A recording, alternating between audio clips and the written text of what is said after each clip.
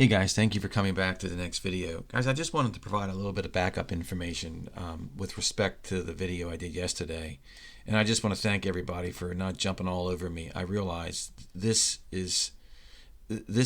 idea of knowing this type of information, it's crazy to consider. I don't claim to have any of this as being thus saith the Lord, like I said. So I appreciate it. I only got 2 thumbs down, and that's fine.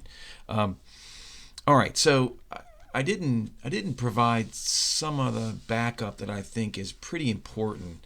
One of the main things I have looked at, and we've all seen, everybody, I refer to this as the Swedish boys' rapture vision. I talk about this a lot, and this to me, the way this vision came out and what happened is, in some respect, it was a little bit sad because what happened was, on March 27th, Trinity Rick, I think his name is, his son had the vision. It's not a dream, it was a vision. And he did a video, I guess that day, March 27th, 2018. And it was his thought that it was going to happen that week. And he was using, April 1st as the date of the rapture. If you go back to that, this was like a Tuesday, I think, March 27th. And when April 1st came, nothing happened. The father felt pretty bad about the whole thing and then took the video down. But thankfully, there was a person who kept the video up. I'll leave a link for this. Here, I'll play it just for a second. For my son's vision, to try to describe what he saw in his vision given by Jesus. Okay, so here it was published on March 27th. And if you look here, you can actually see the transcript of the vision. It's written right here. So I created a short document to describe how this goes. And it's my thought that the March 27th date had significance. Like I said yesterday, these dates have significance. It didn't happen back then. I think it's going to happen. I'm hoping and praying it's going to happen 3 years later. The parable of the fig tree where the owner of the vineyard comes by for 3 years and is complaining that there's no fruit on that tree, and then Jesus, the vine dresser, says, "Look, let me dig around it and put some manure in, 144,000, and I'll get these people squared away with this manure." So I think that begins this year, 3 years later. So this is where you guys read this document, understand the details of how this works. I want to look at these details in a second. But basically what the boy says, on a Friday, everybody got the word at the mountain. There was a supernatural departure, and they went to the mountain. They were told what's going to happen 2 days later on the third day, and the third day would be the floating up rapture is what I call it, because I want to distinguish it from other raptures. Because the boy speaks that Jesus told him there'd be 3 raptures, which I agree with. But literally the same day or the day before, Ron from Jesus Rules, he has a YouTube channel, he received a word that is very similar in nature about how the Swedish boys' rapture, floating up rapture, was going to occur. Now, the Swedish boys said that they floated up into the sky and it came to this thing here, I'm showing in here, like, I think this is the river of life. And they go through this, and then they come out on the other side with clean clothes and a new body. And he didn't say it was the river of life, but he said it was something. He didn't know what it was. On the same day, Ron has this prophetic word, March 26th. That was March 27th, but they're in Sweden, so they're 12 hours ahead of Ron. Same thing. They're going to, here, the laws of gravity will no longer be upon you. No longer. So you're floating up, and you're going to go through the river of life to be cleansed of all bad. So this word from Ron, on the same day of the year, the same year, matches the vision the little boy was given. There's no way that could just happen. Ron didn't know about this. I talked to Ron. He didn't know about this vision from the little boy. To make it even more interesting, if you go to this date of March 27th, March 26th on the calendar, March 26th is Nisan 10. Nisan 10 is a very important day for Christians and Jews or Bible people. This is the day that the little lambs for Passover are taken into the Father's house. If you read Exodus 12, this is the day the little lambs, the innocent ones, or those who are believers, are taken into the Father's house before Passover. So, and it's also the day that the children of Israel, Nisan 10, is the day the children of Israel entered into the promised land. So what I want to get into now is why I think there's too many connections to this. If you read Joshua 3, please read Joshua 3 in chapter 4. It talks about how Israel, the children of Israel, the new generation of Israelites who spent 40 years in the wilderness, how they entered the promised land. And so the Swedish boys' rapture vision, the itinerary of events begins on a Friday, and everybody is brought together, and they're heard a message that in 3 days there's going to be a rapture on the third day. It's kind of like Exodus 19 a little bit here. But in 3 days there's going to be a departure, and so that's the same pattern we see here. Joshua rose early in the morning. And he met with the officers, the elders, the leaders. The modern day version would be 144,000, or the harvesting bride. And he said, in 3 days, we're going to cross the river Jordan and go into the promised land. This is what happened here. So Joshua met with these guys like in the Swedish boys' rapture vision. People are going to meet at the base of a mountain, and they're going to hear the news. They're going to hear the plan of the Lord, Amos 3:7, that there's going to be a rapture in 3 days, on the third day. It's the same as the pattern here. And then on the third day, they all met at the river, and they crossed over the river. That's what's spoken about here. And it clearly says in Joshua chapter 4 that it says, the people of Israel, the children of Israel, the new generation, not the old ones who didn't believe from 40 years ago, the new generation came up out of the Jordan River on the 10th day of the first month. So they crossed the river Jordan on the 10th day of the first month. The 10th day, I'm going to emphasize that, the 10th day of the first month. What day did Ron and the Swedish boy have their vision on? March 26th, 10th day of the first month. So Ron's vision and the Swedish boy's vision lined up perfectly. The timing of March 26th, March 27th is that time. So Joshua 3 and Joshua 4, the crossing of the river Jordan of the new generation into the promised land, into heaven, the boy and Ron had the same, their message lined up with Joshua 3 and 4, even to the day and to the events, the meeting 3 days before, 3 days before. So this year, if I go to this year, 2021, and I look at this is where it gets a little confusing. Bear with me. The Christians are the one who's going to enter the promised land before our non-believing Jewish friends, in my opinion. And so the Christians have what they celebration on March 28th. That's called Palm Sunday. And Palm Sunday is technically on Nisan 10, but because of the calendars and how the Christians celebrate it, the Christians are celebrating Palm Sunday, which was a 10th of day Nisan event. When Jesus rode into Jerusalem on a donkey, that was on the 10th day of Nisan. This year it's March 28th. Now the confluence of events is that happens to be Passover for the Jews. So we have two things going on at once. We have the Jews who are celebrating Passover, their Passover, Nisan 15, Nisan 14, on the weekend that the Christians are celebrating Palm Sunday.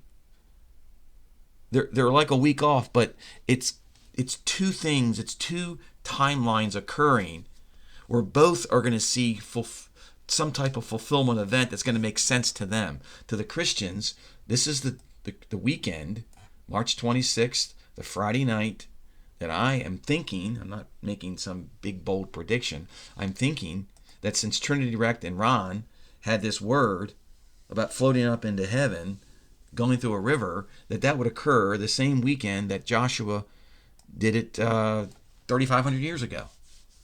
And it's the same date. Ron got his word on the 26th. The little boy released the vision on the 27th. So there is a connection here. So I have a document. I have a timeline for Joshua.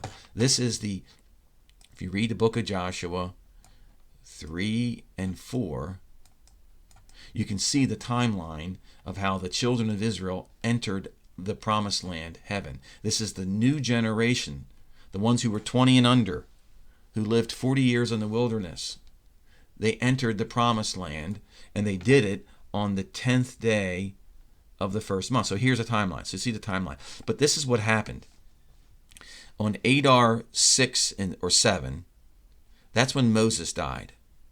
Moses died here. Adar 6 and 7. Here's the timeline I got going across here. And the children of Israel, they mourned the death of Moses for 30 days. Then on the 7th day of Nisan, Joshua brought together the officers to give a message that says, in 3 days we're going to cross the river Jordan. That message was given, that bringing together 3 days before the crossing the river, is identical to the Swedish boys' Rapture vision, where people meet at the base of the mountain on a Friday, and in 3 days they're going to be raptured. So this day, this Nisan 10 day, is like the Swedish boys' Rapture day, and this is like the Swedish boys meet at the base of the mountain day, and it lines perfectly with the book of Joshua. Now, if this is going to happen this year, then on Adar 6 or 7, we should see somebody die. We should see somebody die if we want to match the pattern of Joshua. Now, in the Swedish boys' Rapture vision, there's no one dying. He didn't mention any of this. But Adar 6 or 7, let's see when that is on the calendar. 2021, Adar 6 or 7. It's around February 18th, 19th. So we should see something happen. We might. If we don't, then maybe it isn't this year. Let me go back to the diagram. I know this is a lot to digest. I'm throwing a lot of you all at once. But the bottom line is the Swedish boys' Rapture vision, which you got on March 26, 27, that aligned perfectly with Ron Jesus Rule's prophetic word about floating up, was a Palm Sunday event. Now, if I go to my document here, timeline at the end, that's why I have the March 26th date, March 26th, 27th, 28th. It's the weekend of Palm Sunday, Swedish boys' Rapture vision. I got a link here. You guys can go to it. Friday morning, we meet at the base of the mountain. That's what the boy said. 7 a.m. Sweden time. Base of a mountain in Egypt. This aligns with Joshua on Nisan 7, bringing the officers and the elders together. And they were all given the warning about to prepare for the third day. In 3 days, according to the boys' vision, they're going to cross into heaven. This emulates Joshua's charge to the elders to spread the word. And the Friday, the rest of the day, they went back. The people, this is what the boys said, they went back Friday and Saturday, and they warned everybody about the Sunday rapture. And then March 28th, I'm saying it's March 28th because it fits the pattern. This is a speculation, guys, on the dates, if this is the year. And it happens to be 1 month later than the February 28th event of the escape of the innocents. See, my thought is that the escape of the innocents 1 month, 30 days before is equivalent. This is where it's mind-blowing, guys. Follow me here. That the escape of the innocents, remember I had the confluence of dates of these 5 dates that spoke to February 28th. That's 1 month. That's 30 days, roughly, right? 30 days. Well, what happened with the children of Israel? 30 days? Do you see here? It's not that Moses is going to die. It's that there's going to be people that are taken on February 28th here, 30 days before this event there, and that's going to allow it to line up with the story of the Joshua timeline. It won't be Moses that, it'll be like a Moses dying. The little one's being taken. The old grandmother's being taken. So what I'm getting at is we see some intrinsic connection between the Joshua timeline of how the children of Israel entered the promised land with this 30-day event. Now, let me just go back to the calendar a second. We have to skew the dates a little bit because we have to go 30 days back from here. No, 30 days back from March 20. Let me go count 30 days, guys. Let me just count here. 5, 6, 7, 14,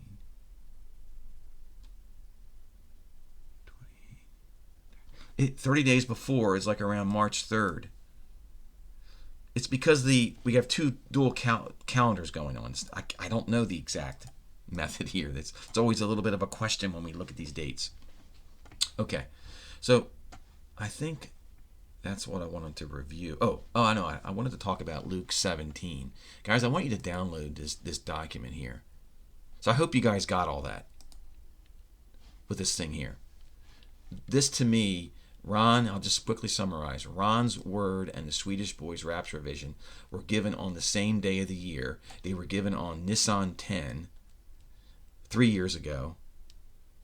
And I'm looking for them to occur on the exact Gregorian date this year. All right, with that, well, what happens at February 28th? We don't have any scriptures here. I'm not making the statement. There's nothing here that says, well, what happens on February 28th? Well, what I think it's going to be scripturally, it's going to be the Luke 17 departure. So my thought here is that when this departure occurs, this is the Lord coming back to grab the wise virgins. And the foolish virgins are left 30 days and will be taken on the March 28th date. That's how I see it going. Okay, so Luke 17. We should probably add the Luke 17 departure pattern in here. So just make a mental thought of that. What is Luke 17? Luke 17 is a description of a rapture that has been twisted by the Bible commentators, preachers, translators. The Luke 17 gathering of believers in the sky, when the sky lights up, the way that it's translated in the Bible, for the most part, is abysmal. It is such a horrific translation. When people pick this up and read this, let me just go here. Luke 17. Let me just look at the NIV.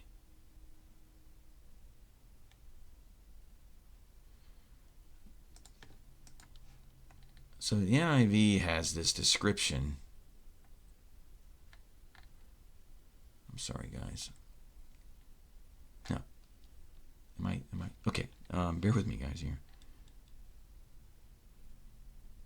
Yeah. So Jesus is talking about people being taken here. He says, I tell you, on that night, 2 people will be in bed. One will be taken, other left. 2 women grinding to get grain together. One will be taken, one will be left. And the disciples say, where, Lord? Where are they going to be taken? And this NIV says, where there is a dead body, where there the vultures gather. This is such a horrific translation into English. It makes you think that the people who are being taken, and I sat in a church 10 years ago and heard a pastor preach on this, and he was saying that the people who are taken are the sinners who are taken. And they're taken to where the dead bodies are gathered, where the vultures, a big pile of dead bodies, where vultures are picking at their flesh. When in reality, it's the exact opposite. I'm just blown away at how this came out. So download this document, the Luke 17 gathering of believers when the sky lights up, and it makes a reference. It says, for this is Jesus speaking, for as the lightning flashes and lights up the sky from one side to the other, so will be the Son of Man in his day. And this makes a reference to the days of Noah.